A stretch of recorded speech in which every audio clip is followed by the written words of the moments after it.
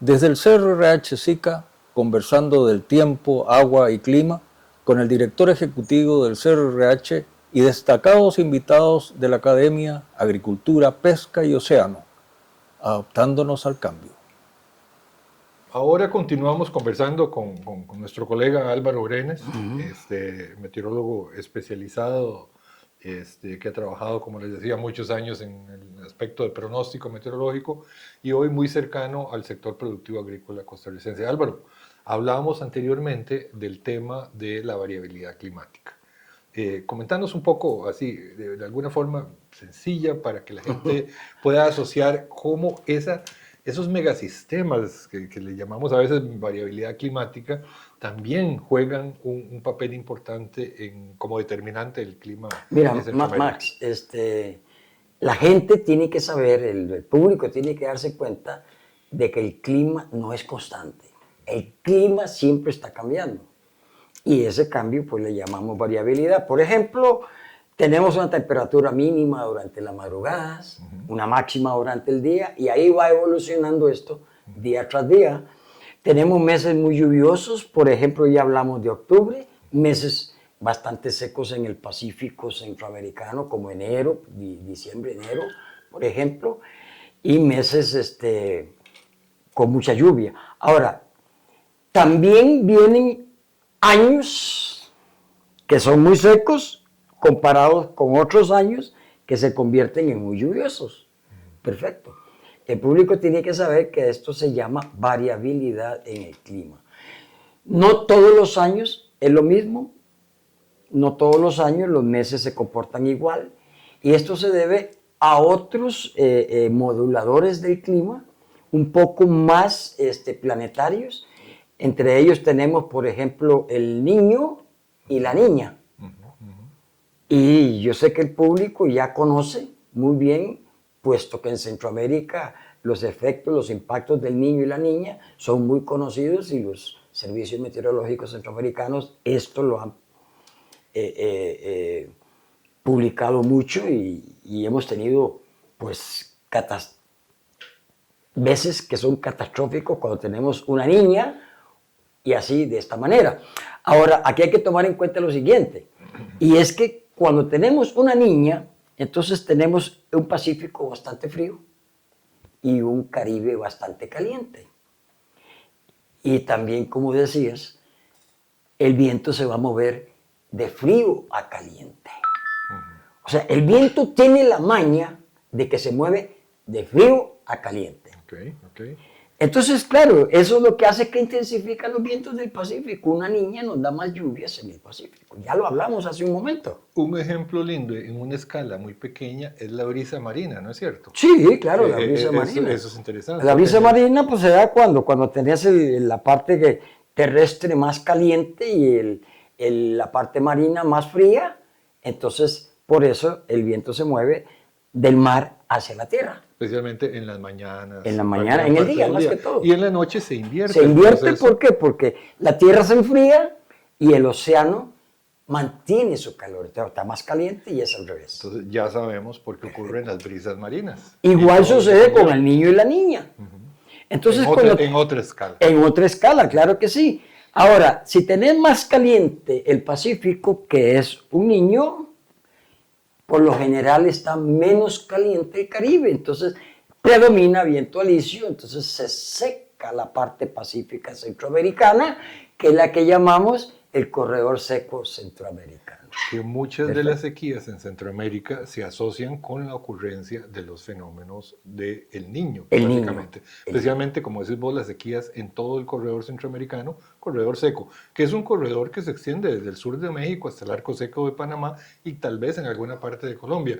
Claro. Se habla mucho del corredor seco en el Triángulo Norte, Guatemala, Honduras, Salvador, Nicaragua, por sus impactos, pero Guanacaste es parte de ese corredor. Guanacaste es parte. Lo que pasa es que hay mucha agricultura en toda esta región, por eso el impacto es mucho mayor. Exacto, pero si nosotros nos remontáramos a los años 50, 60, donde Costa Rica, los sistemas de alerta por el Niño, por lo menos en Centroamérica, eran todavía muy incipientes, estábamos comenzando con este conocimiento, pues hoy día Costa Rica ha venido transformando y adaptándose a esa Correcto, condición, claro. y hoy con los canales de riego y una serie de cosas, ¿verdad?, que se realizan en esta zona, podemos decir que somos más resilientes a los impactos de la sequía. Aún así siempre nos impacta Ahora, mucho. aquí hay que tomar en cuenta otra cosa, Max, y es que esta condición de sequía o corredor seco mesoamericano, impacto del niño, la niña, lo conocemos mucho porque muchos especialistas costarricenses, centroamericanos, ya graduados meteorólogos,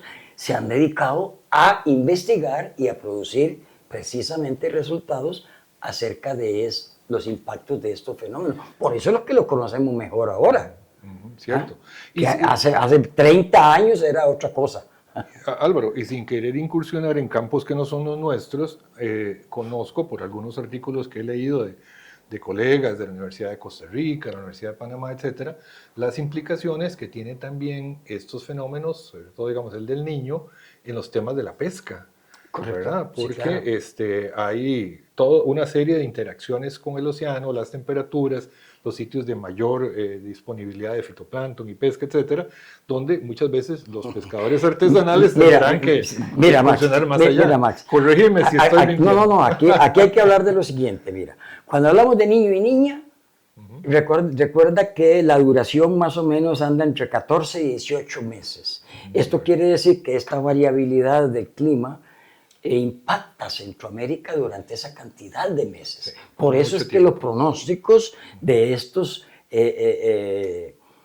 moduladores como el niño y la niña son importantísimos en el impacto agrícola. Ahora, como estás hablando, la parte también de la pesquería es importante. ¿Por qué? Porque en aguas más frías o en aguas más calientes el plancton y fitoplancton emigra. Que es lo que pasa precisamente en las costas peruanas y ecuatorianas. Entonces, ¿qué sucede? Si las aguas están más calientes, tienen menos captura de peces. Si están más frías, hay más gradiente térmico, hay más existencia de plancton y fitoplancton, entonces las capturas de peces son mayores. Y precisamente quería pasar con ese tema a algo un poquito más global. ¿Por qué? Porque niño y niña no es que todo el tiempo se dan niño y después niña y después niño y después niña, no se alternan, ¿no? Hay años en los cuales tenemos niña, como sucedió el 2020 a 2023. 3 años seguidos de niña. Por eso fueron los años más lluviosos en todo el Pacífico centroamericano y tuvimos más huracanes, el ETA, IOTA y todos esos. Perfecto. Ok. Pero también tenemos años donde hay secuencias de niño, niño, niño. ¿Ves?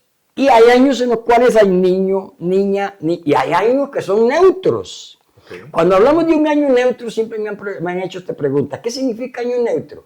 Pues significa que las condiciones que se van a producir, las condiciones del estado del tiempo, son las que conocemos normalmente. Los promedios o las lluvias medias. Eso es un año neutro. Perfecto. Pero aparte de eso, ¿quién hace que haya más niños o menos niños en ciertas épocas? Otra oscilación importante que se llama más planetaria. Estamos hablando de casi que 4 niveles. El nivel superficie, un nivel un poquito más alto. Exacto, claro que sí. Otro y todavía otro. Correcto.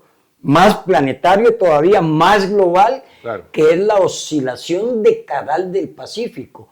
En otra oportunidad podríamos entrar un poquito más a ver esta oscilación, pero la oscilación decadal del Pacífico, cuando está en fase positiva, hace que haya más producción de niños y en su fase negativa, más producción de niñas. Entonces, si conocemos ese otro modulador, quiere decir que podemos pronosticar fácilmente que vamos a tener una serie de años o más lluviosos de lo normal o una serie de años más secos de lo normal. Y este es un tema que en el público no se conoce únicamente a nivel de los técnicos y especialistas en los servicios meteorológicos. Sí, claro. Álvaro, pero ahora que estás hablando de la parte de pronóstico, entre las características, digamos, que se manejan en el ambiente científico, es los grandes avances que se han dado a nivel planetario, a nivel local y en Centroamérica en específico, correcto, en la previsión, y no le llamemos un pronóstico, pero digamos, llamémosle perspectiva de ocurrencia del niño y la niña. Hemos avanzado tanto como para decir, los próximos meses estamos, los próximos meses no Claro, claro, estamos. mira, aquí hay que darle gracias al auge o al desarrollo de la computación, primero que todo. Y porque los modelos matemáticos han existido y se han estudiado siempre, pero ahora se pueden resolver las ecuaciones matemáticas más rápidamente, con mayor rapidez, entonces podemos tener mapas de pronóstico fácilmente. Y aquí existen muchos modelos matemáticos para la cuestión del niño.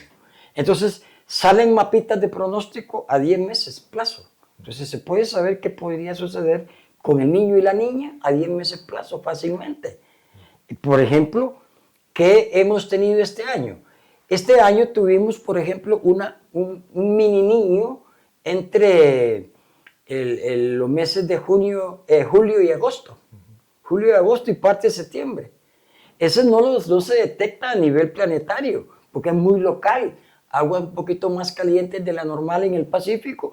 Esto nos dio baja precipitación en julio, agosto, en toda la parte centroamericana. Cierto, ¿Okay? es cierto. Y entonces, ¿qué pasó? Que predominó viento alisio muy persistente en toda la parte norte de Centroamérica. Y fueron meses un poco muy secos. Ahora estamos entrando en un periodo también de mini niño, una mini oscilación en este momento, de tal manera que octubre va a ser muy lluvioso en Panamá, Costa Rica y parte de Nicaragua, y digamos que el sur de Guatemala, de las regiones centrales de Honduras, octubre, y posiblemente un poquito más hasta noviembre. Esta es parte de lo que hablábamos hace un momento de variabilidad climática. ¿Qué significa? Que es muy posible que por este enfriamiento que se está dando muy localizado aquí, en esta zona del Pacífico, cercana a Centroamérica, vamos a tener un octubre muy lluvioso, pero dentro de esta variabilidad es posible que la estación lluviosa se extienda un poquito más allá de lo normal. O sea, que no va a terminar en las fechas que conocemos normalmente. En la parte pacífica centroamericana. Claro, a mí me encantaría a futuro que pudiéramos hacer un programa solo dedicado a lo que es cómo no solamente tenemos una afectación por esta gran cantidad de fenómenos, sabemos que el 86% de los desastres en Centroamérica son asociados al clima y tiempo extremo. Correcto, claro. Esa es una realidad que tiene un impacto sobre la economía y la parte social del país y todo lo que es productividad. Pero me encantaría también, más adelante, en otra oportunidad, Álvaro, y si quisiera invitarte, a que conversáramos de que cómo también podemos potenciar estas oportunidades que nos da esta variabilidad del clima en Centroamérica, porque hay algunos estudios que muestran que, por ejemplo, durante la época del Niño hay más viento alisio y los sistemas eólicos pueden nutrir más la grilla Exacto. energética, hay menos nubosidad en el Pacífico y entonces los sistemas solares pueden también capturar más Capturar más radiación. energía solar. Entonces, tal vez una situación difícil también lleva un beneficio. Lo importante es que el conocimiento, la información, los datos, la ciencia tienen que servir no solamente para la parte de prevención, sino de construcción de oportunidades. Y entonces, Álvaro, nada más quisiera que nos hicieras un comentario de qué pasa después de octubre en un minuto y para ir cerrando y concluyendo un poco esta Más, entrevista. después de octubre va a seguir lloviendo. Va a seguir lloviendo. Ahora, sí es importante lo siguiente. Después de octubre, este periodo de mini niña como que se termina por ahí de diciembre, enero. Okay. Entonces, ¿qué sucede? Que ya los modelos están hablando de un posible niño el año entrante. Okay. Tema para el futuro. Tema para el futuro. Entonces, importantísimo estar en contacto con los servicios meteorológicos en cada uno de los países centroamericanos que dominan amplísimamente este tema para darle seguimiento a lo que sigue. Nosotros, desde la integración centroamericana, gracias a Álvaro Orenes, que nos ha acompañado, es una linda conversación que esperamos que realmente pueda aterrizar de una forma muy básica a los Estamos iniciando conceptos con complicados, esta charla, claro. pero vamos a continuar teniendo programas de este tipo. Esperemos que este año no tengamos la visita de los huracanes en el Caribe, y de ser así, pues pasaríamos muy cerca de un año bastante normal entre el niño y la niña. Exacto. Ok, Álvaro, muchas gracias por estar con nosotros y nos vemos muy pronto nuevamente. Bueno, hasta luego.